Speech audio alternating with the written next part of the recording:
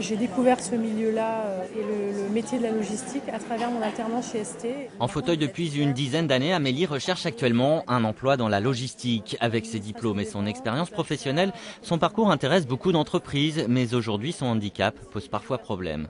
Quand on a un handicap aussi visible que le mien, on ne peut presque pas postuler directement sans passer par des organismes qui préparent l'employeur en fait, à recevoir une personne en situation de handicap. Depuis 1987, les entreprises d'au moins 20 salariés ont pour obligation d'embaucher au moins 6% de personnes handicapées. Et le regard des recruteurs a changé.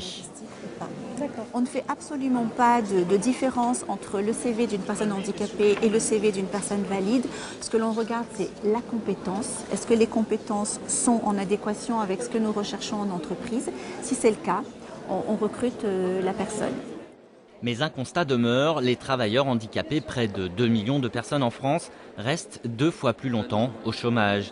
Laurent n'est pas en fauteuil, mais son problème de santé le contraint à des séjours réguliers à l'hôpital. Une difficulté de plus pour retrouver un emploi. Moi, par exemple, si je dis aux employeurs que je peux travailler à 80%, ils vont tiquer.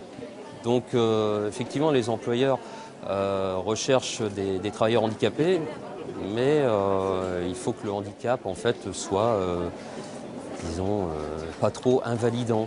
Pour un manager aujourd'hui, de manière très spontanée, le handicap, ça n'évoque pas du tout le travail. Ça évoque le fait d'être victime d'une pathologie, ça évoque le fait d'être en situation difficile, peut-être d'être plus absent que les autres. Donc c'est des idées reçues qui ne correspondent pas forcément à la réalité.